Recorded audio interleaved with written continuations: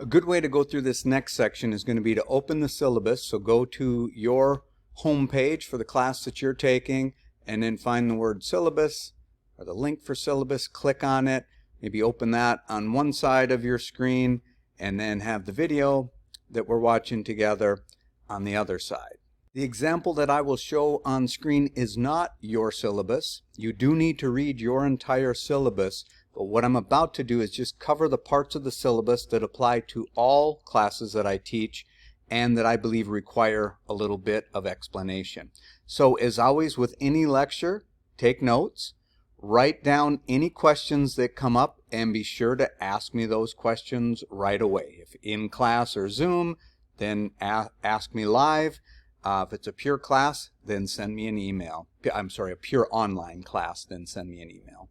It's important that you understand the syllabus because it is our agreement or contract, if you will, for the semester.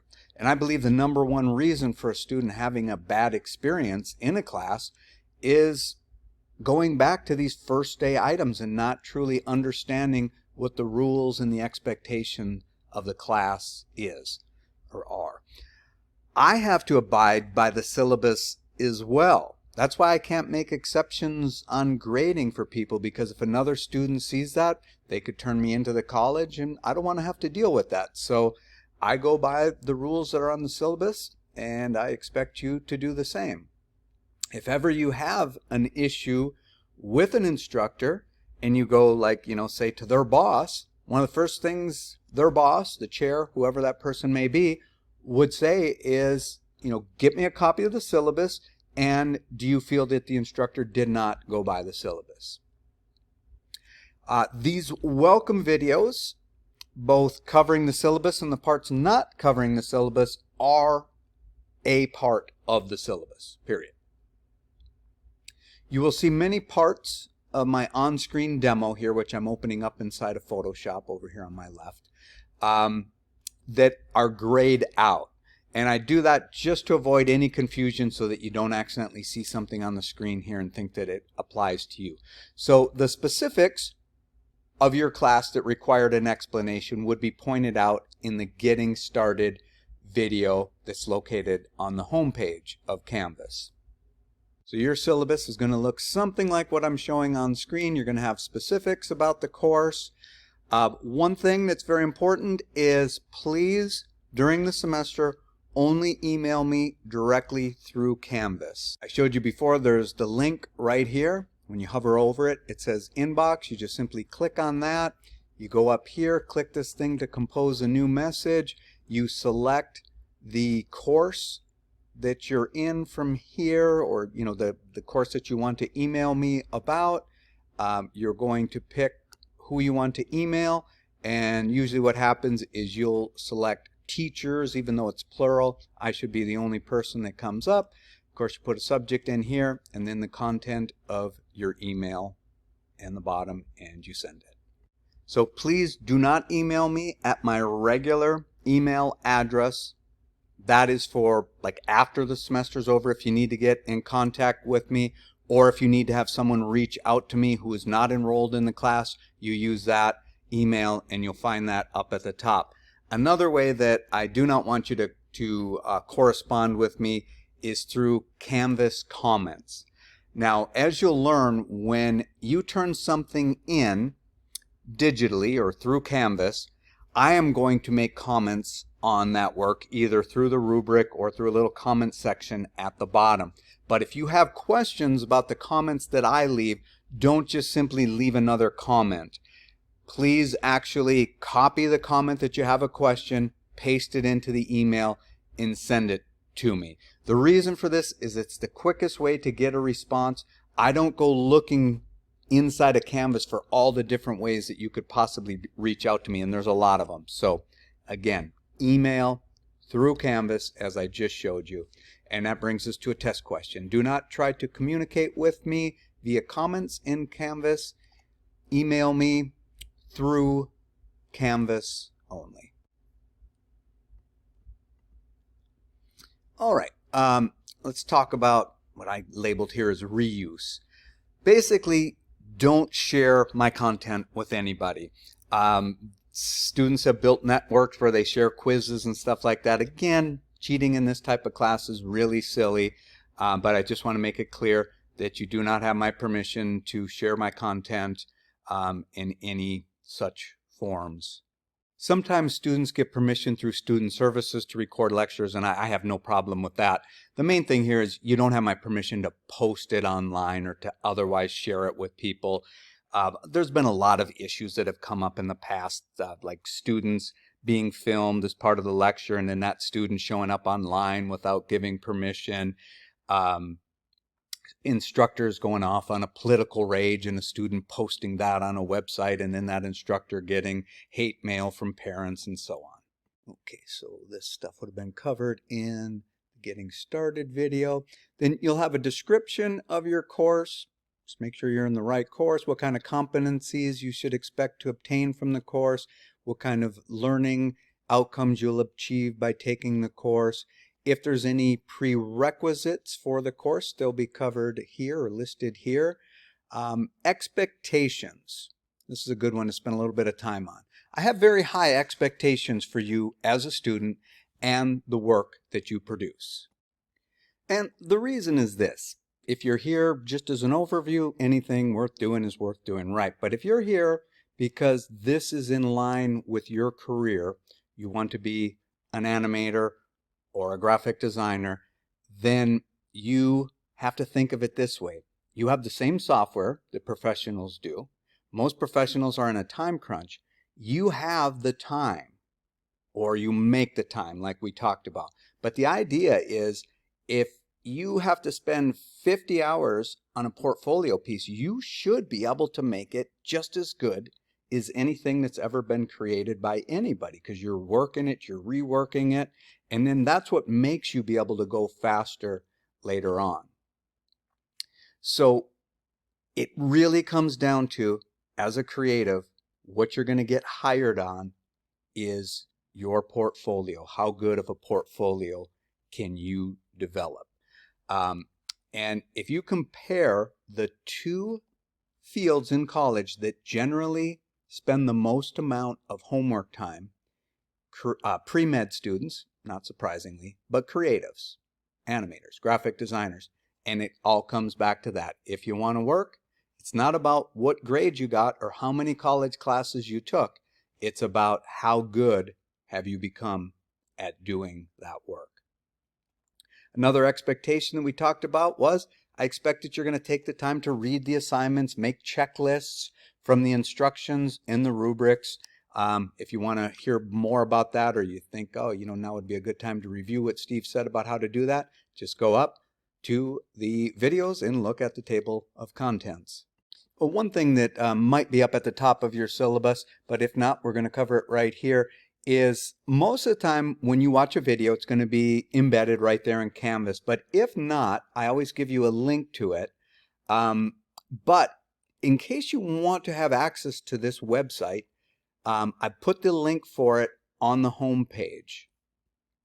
I'll show you this website in just a second, but first let's go ahead and answer this test question. The website that contains some of the instructional videos is profsteveg.wordpress.com. And up near the top of the home page, you'll see a link for the website. Now, what's good about this website, the reason that you might want to refer to it on your own without links embedded in assignments, is there's some stuff here where if you find yourself, for example, needing to do something in Illustrator and you don't know how to do it and you couldn't find it online, probably good to check out here, because I posted some various videos, and then in Photoshop I have how to do image corrections for basic things like a product shot, like say you did a three-dimensional project and you want to show it online. I show you how to get a decent photograph of that and do editing on it. Absence drop policy. Essentially, as long as you stay active in the class, you're actively turning things in, you don't have to worry about being dropped.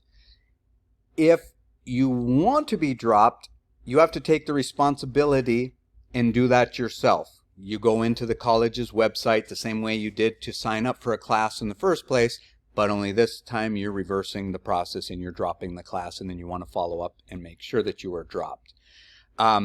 So basically what can happen is at a certain point in the semester, I can do a little bit of house cleaning. In some cases, the college issues an email and says they want us to, and we have to get rid of students who are inactive in the class. But however, don't rely on that. Don't think like all I have to do is become inactive and Steve's going to drop me, because it depends when it happens and a lot of different factors. So ultimately, your responsibility if you do want to drop to do so. I'm going to skip past anything that has to do with grading and absences and things like that, so that I can have all of the grading stuff contained in one separate video. It's important that you keep all of your files for this class until well after the class is finished. Then you can do whatever you want with them. But during the semester, we may piggyback on projects, so it's important for you to have previous files. Also, as part of your final, you may be doing a presentation where you show earlier projects from the class. Communication, it's very important that you're checking your email and that you're checking in Canvas, and in particular, checking announcements at least a couple times a week. Sometimes what happens is in the lecture or just otherwise, I remember something all of a sudden that I should have let you know this week, and I will then send you out an email and probably update the announcement in Canvas. This we would have most likely talked about in the welcome videos. Academic integrity, very, very important. So basically, don't try to cheat your way through college. And remember, that also means like borrowing somebody else's work, whether it's written, which becomes plagiarism, but we're creatives. And if we steal from people visually, and maybe we don't even quite understand the implications of that. So I'm going to spend a little bit of time clarifying this issue. First of all, you can't turn in something in my class that you did for another instructor. And when it comes time to completing a project, simply grabbing something, an image, for example, offline and throwing some text on it is completely unacceptable for two reasons. One, using someone else's work of any kind without their explicit permission is copyright infringement. And if you use that work to get a job, you have received monetary compensation for it, so you could be liable. Now, what if you have permission to use it or can get permission to use it? I still say, for your portfolio, not good enough. And usually a couple students want to remind me that, hey, my mother's a graphic designer and she uses stock photography all the time. But my response is, yes, but ask your mother if those are the kind of jobs that she would put in her portfolio. Rarely is the answer, yes, I would put this in my portfolio.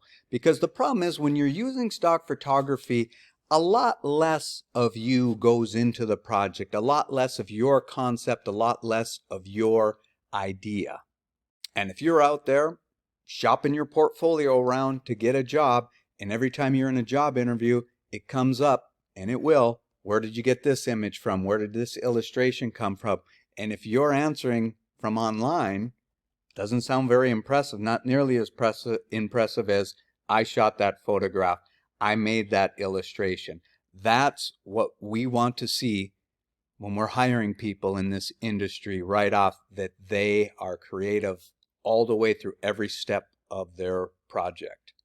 In addition to those issues, you could also get the college in trouble. So if you steal someone's image and make it your own, or try to claim that it's your own, and then the college puts it on their website promoting the great work that the students have done, or you're in one of my more advanced classes where we actually design stuff for the university, then the originator of that work could sue the college. Now, another question I get is, well, Steve, you told us that we have to have 3 comps done next week, like 3 solid, well worked out ideas for this project. That's a lot to ask that we also go out and generate our own images or illustrations for the ideas.